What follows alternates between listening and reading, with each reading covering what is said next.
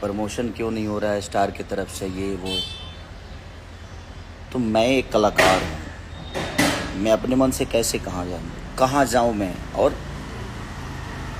हमारे डायरेक्टर साहब कह रहे हैं कि आप लाइव आके प्रमोशन करिए। फाइनली दोस्तों खेसारी लाल यादव का एक फिल्म रिलीज हुआ है डंस, और डंस के फिल्म को लेकर एक विवाद हो चुका है खेसारी लाल यादव और फिल्म के डायरेक्टर धीरज ठाकुर को लेकर। डंस फिल्म रिलीज हो चुका है, सिनेमा घरों में जब नहीं चल रहा है तो धीरज ठाकुर है जो फिल्म के डायरेक्टर, वह बोल रहे हैं कि खेसारी लाल यादव मूवी का प्रचार नहीं कर रहे हैं, ना ही प्रमोशन कर रहे हैं। फिल्म के डायरेक्टर ही नहीं लेकिन बहुत से लोग भी बोल रहे हैं कि खेसारी लाल यादव मूवी का प्रमोशन नहीं कर रहे हैं, सिनेमा घरों में उनको जाना चाहिए, मूवी का प्रमोशन करना चाहिए। और उसी सब बातों को सुनकर खेसारी लाल यादव आज लाइव आ जाते हैं और लाइव में बोलते हैं धीरज ठाकुर को कि मैं कहाँ कहाँ जाऊँ।